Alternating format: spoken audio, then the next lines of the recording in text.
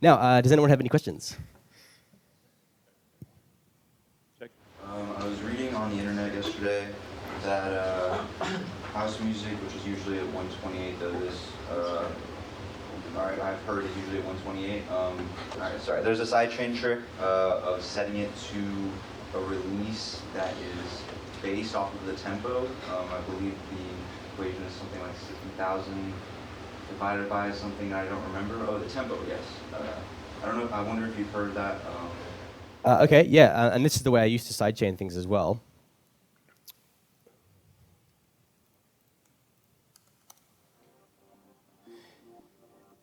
If you look at, say, this sidechain trick here, the way that I used to do it actually was with the autopan rather than with the compressor. I actually stopped doing that in Ableton because in the latest versions it's become unreliable. Basically, what you would do, you would set the phase to 0 with this autopan, so that rather than panning left and right, it's just going up and down in volume. That's the basic gist of it. And see, I think what you're talking about there is the rate at which it would happen. In Ableton, what I would do is actually sync it with the note function once again and make it one beat.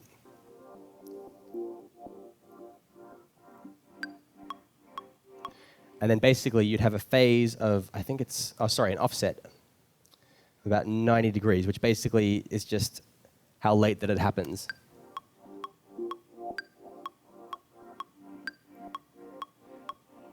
So kind of like that. And so that's how I used to do the sidechain, but I found that offset tends to kind of drift a little bit in the new version, so sometimes it needs to be at 80, and then you'll hit stop and you'll hit play again, and then it'll need to be at 0 kind of thing. But yeah, I'd say that's it. I'd say, whereas this is tempo synced, you could probably also do it with just the hertz, which would be like actually just setting it manually and getting it in time that way, which is the way that some people do it.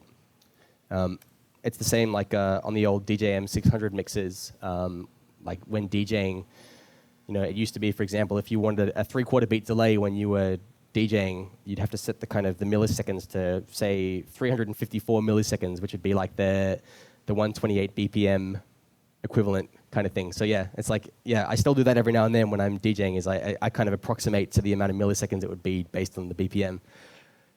So yeah, I hope that answers that question.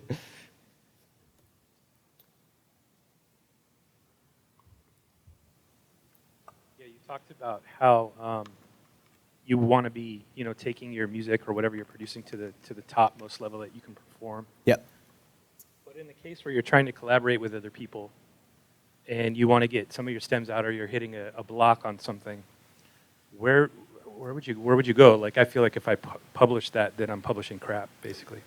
Well, I would say that if you've got a project that you're unable to finish and you're not sure where you want it to go, chances are there are going to be a few stems in it that are good, and then a few that aren't, basically. So, if it was at the point where nothing in the project was worth salvaging at all, then that would be one that I would put in the trash pile in Gobbler, for example. If there's absolutely nothing to be salvaged, then like sure, throw it away. But like basically, say you've got a track that you've done a really good job on the drum track, or a really good job on the bass line, I would suggest actually just stripping it down to those parts that you thought that were really good, then either taking it from there and sending it in a completely different direction, or just taking that good that you have and then sending it on to somebody.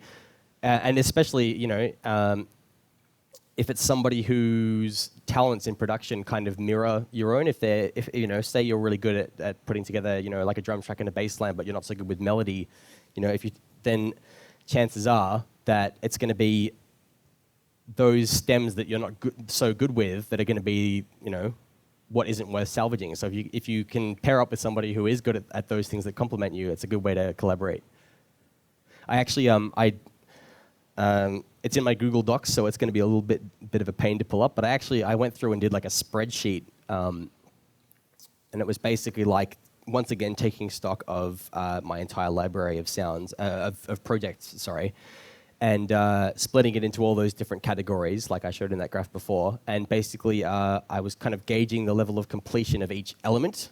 And so I found in pretty much every single track, the atmosphere and stuff was all done, and the effects were all done, and for the, largely the drum track was pretty much done. And this whole graph just showed again and again and again and again, like the stuff that I had not got around to actually finishing was like the melody or the hook, you know, that kind of thing. And that's definitely the hardest thing for me is you know, having something sitting right at the front of the mix, you know, driving the whole thing. You know, in trance music, you have these really, really in-your-face, obnoxious kind of melodies, and I find that's probably the hardest thing for me to do, is that kind of thing. Like melodies, vocals, the main lead line is always the trickiest thing for me. So definitely, you know, if I was going to sort of pair up with someone, I should find someone who's really good with that kind of sound, because I think, you know, then our kind of talent sets will kind of fit together very well.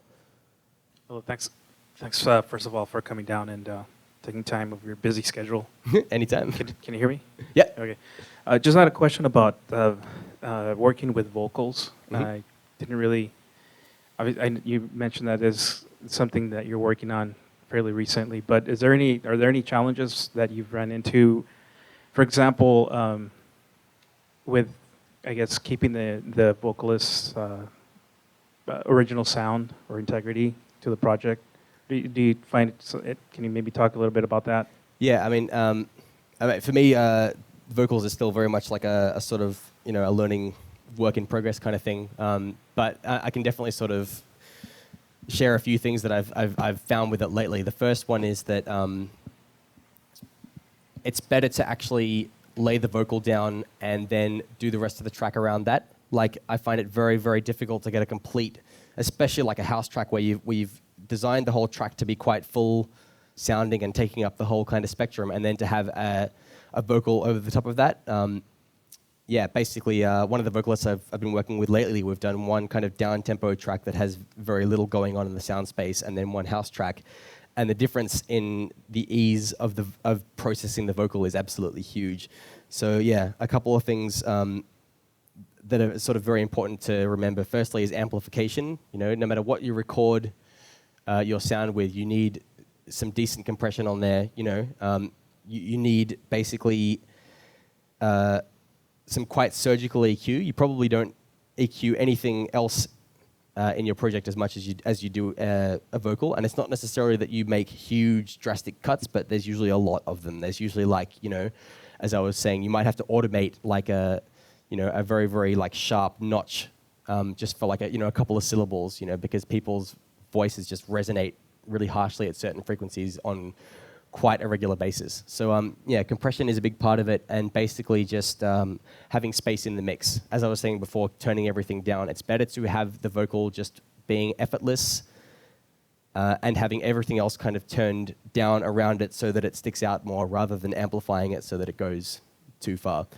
And on top of that, I would say the next most important thing is just doing at least sort of, you know, 4 to 8 takes of every single line of the lyrics, so that you have, you know, plenty of options to choose from, and also have them basically singing them at a few different levels. Like have them sing, you know, like a verse through quietly, then have them sing it through again at like medium volume, and then loud. And also doubling up of vocals is very important as well. So if you can, you know, say you can get 2 good takes of a verse that are both using completely distinct from each other.